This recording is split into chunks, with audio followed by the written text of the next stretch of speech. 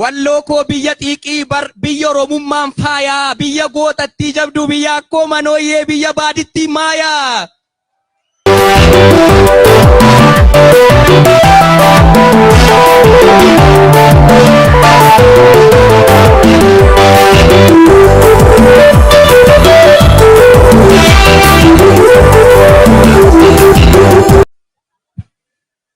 Ayyee dhabadhaa kokkolfaagaa gonkumaan mukaayina addana teessaniiti finfinneedha yoo ta'e biyya abbaa keessaniiti. Biyya Oromoo wal ga'ee fuunfatu tumaa bunaa biyya qajeelaa dooyyoof kan warra tufaa munaa nu'oo warra seenaati seenaa nama gaafannaa finfinnee arra namni gamootti ijaaru kana dulloon itti yaafanna. Kaazaanchis Boolee Maaltisee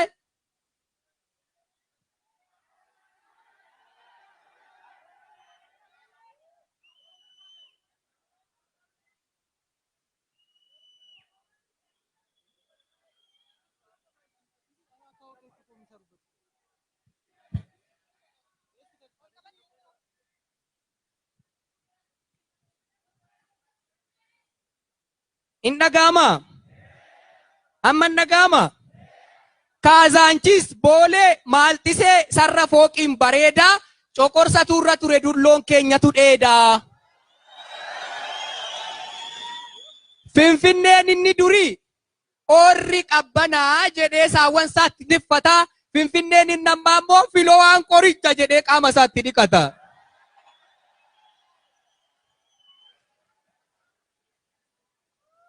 Gudii koo kana gadi baataniin dubbatinaa malee anumtuu dhiyoo kana qarshii 100 kaffaleen itti dhiqadhee gale.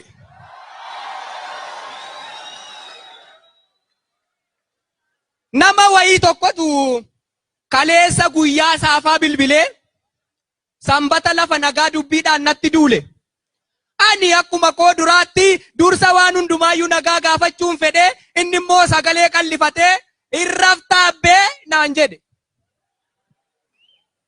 Achumaan xiqqoo yaadee aariin mataa na lixee callisee dhaggeeffadhee ergan obsa koo fixee deebii armaan gadii kanan gaaffii isaadhaaf qilite. Aha otuu dagaleen ijaariin in ijaarraaree hiiroo naaf hin galle dubbiin kee maal jechuu feete dhiiroo.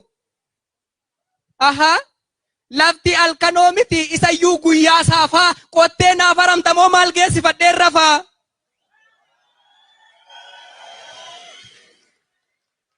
Dhiiga qalamaa cobsee gaachana qubeen duulee dhugaa Oromoon qabu yooman barreessee tuulee yooman dhaloota boorii fi dhangaa seenaa bilcheesse yooman walaloo kootiin gaara dirreen qixxeesse. Aabo yookiin daldaladhee gamoo guddaan ijaarree yookiin ijoollee dhalchee umuriidhaan hin jaarree reefuun deemsa eegala daandii guddaan na afaa hirriba maaltu na qaban akkamittan rafaa. Guyyaayi yaadaan fiigeen gammoojjii baddaa laba guyyaayi qaamaan fiigeen gammoojjii baddaa laba. Halkanii qaamaan fiigeen duumessaaf samii qaba. Waadaa sabaa baatanii cinaachaan rafuun fafa irraftaa naan jettaa yen akkamittan rafaa. Aaraf abbaan barbaade inni cinaachi fayyaa anaaf hirriba dhabee seenaa hojjechuu naa wayyaa. Cuqqaaleera gurra koo hin dhaga oduu namaa mul'anni koo fagoodha achi ga'uufan deemaa. Tarkaanfadhee qaariyeen firii muka dhugaarraa sabeela enaachisaa wallaalummaaf dukkana lammii koorraa kaachisaa. Qilleensa xiqqoo dhiisii buubbeenuu nan danda'uu nana mana gaaf tokko bakka yaada kan ga'uu yaalee dadhabuu sabdiin kutu jiruurraa bulchanii bubbulchanii lafee uumu tiruurraa harkifadhee mandeemaa uumnotuu na takaaluu bakkan ka'ee nan beeka bakkan deemu wallaaluu. Jedhee baasee dubbadheen isan duraan mufadhee booda nagaatti dhaameen bilbila koo cufadhe. Dubbatan malee hin ta'u kaa dubbiin keenya barana deebiin koo immoo akkamii nan balleessee jarana. Aha mucaan kun har'a maal ta'ee nagaallee nun gaafatu jettanii nurgufiinaa ceeku an nagaan irraanfanne nagaa irraanfadhee hin beeku. Tikseen guddisa malee hin haphisuun xiqqeessu aadaaf duudhaa abbootii hanga lubbuun jirutti kun dirqama kooti. Akkam jirtu yaa lammi. Akkam jirtu yaa lammi akkam jirtu yaa firaa. Silasi kan du'eetu bada malee kan jiruuf abdiin jira.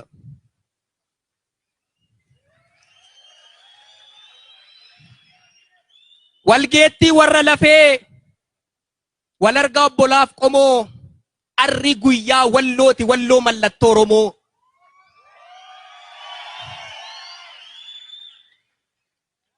Xiiqiidhaan kanas dhuftan waamicha dhageessanii baga jaawwala garree baga dana geessanii.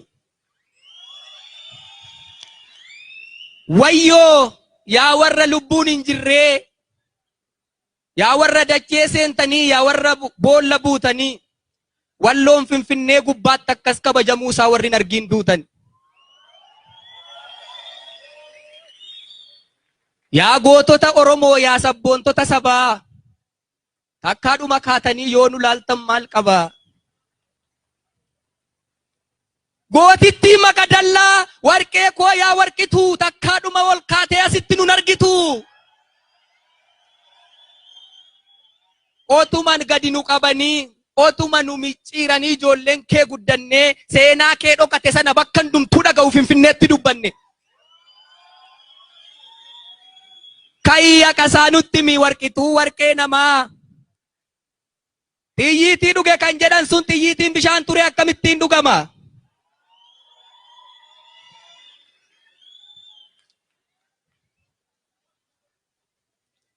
Walloo koo biyya seenaa walloo koo biyya gootaa. Si lolan malee loltu gaafa lolte moota. Otuma sitti dhaadatanii otuma sitti marsanii sodaaf rifaatuu gattee alagaa gidduu teessee eenyummaa kee eeggatte. Walloo biyya kabajaa walloo biyya jaalalaa biyya safuu eeggattu biyya shamarran magaalaa fuudhe gaamaalan godha way lammaffaan dabalaa.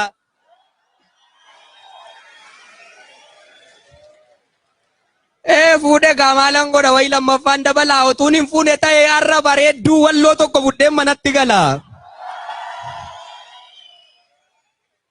Walloo koo biyya xiiqii biyya Oromummaan faayaa biyya gootattii jabduu biyya akkoo manooyyee biyya baadittii maayaa.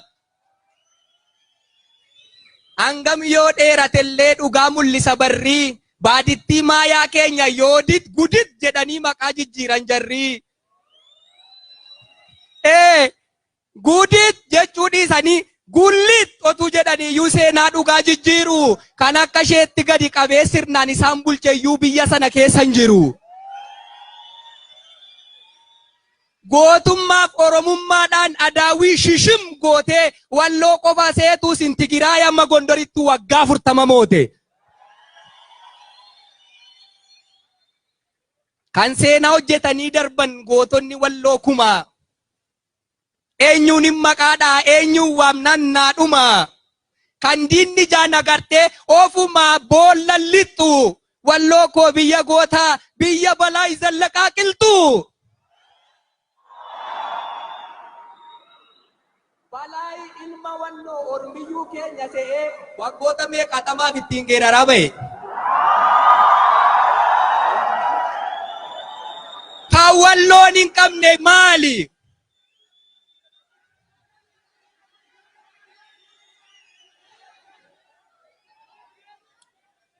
Kan seenaa hojjetanii darban gootonni walloo kumaa. Eenyuun hin maqaadhaa eenyuun waamnan naadhuma. Kan diinni jaan agartee ofumaa boolla lixxu. Walloo koo biyya gootaa biyya balaa Zallaqaa qilxu.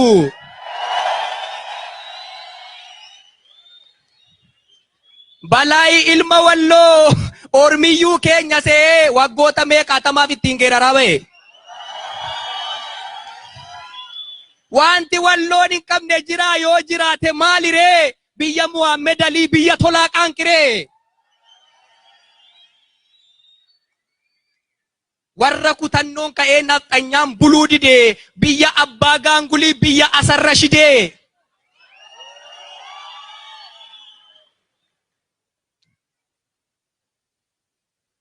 Wanti walloon hin qabne maali ree? Gaafa dukkanaa'eeyyuu walloon hin kunne abdii ayyuus yoo barbaaddan immoo abbaa jabanoo qabdi. Kan dubbatamee dhumne seenaa walloo barkaarra biyyaa fi qe'ee gooticha Waadaayi Baabboo jaarra. Waadaayi Baabboo korma hin fudhanne ajaja ormaa. Idda mataa kaafatee xiiqii lapheerraa fidee Minilik nafxanyichaaf takkaayyuu buluu dide.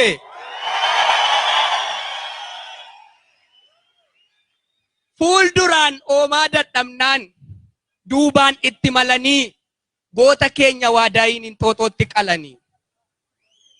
Walloo koo biyya kabajaa, walloo koo biyya nagaa, durii kaasanii hangarraatti qe'ee biyya kee irratti maaf sitti guuru dhagaa. Walloon bari kan lafa hin qabneef kutee kaaniif galaa gudunfee, kan qotee dhabeef iree midhaan gumbiitti dufee, kan cidha qabuuf dhayii dha'ee gammachuudhaan wal marsee, leenjisa waliif kennee ameessa waliif dabarsee, kan eelee qoteef kabala, kan ceefii bobbaaseef balala, kan lubbuu dhabeef gumaa, kan lubbuu argateef gumaata, kan dhibameef qoricha, kan rakkateef furmaata. Gasoo jaalalaan qotee rakkoo walii buqqisee, kan firan qabneef luka ta'ee kan haadha dhabe guddisee, waraana wajjin lolee waantaa waliin gombisee. Gaafa cooma muratu ollaasaaf cooma muree, saba amminan beekne saba arjoomaa ture.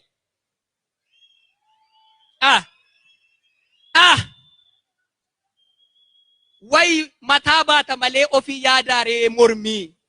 Saba garraamee akkasii gamtaadhaan itti duulte nu jalaa miite ormii. Yaa Oromoo!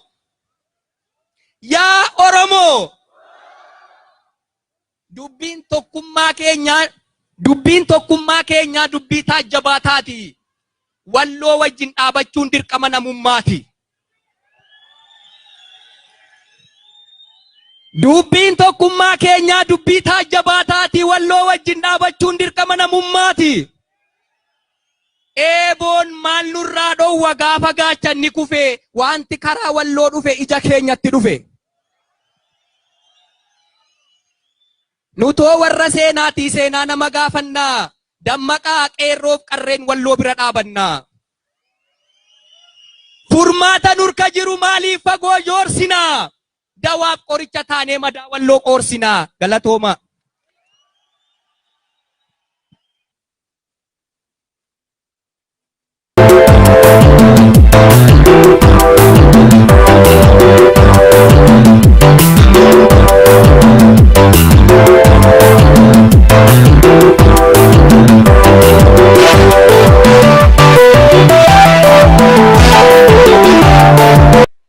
Walloo koo biyya xiiqii biyya Oromummaan faayaa, biyya gootattii jabduu, biyya akkoo manooyyee, biyya baadittii maayaa.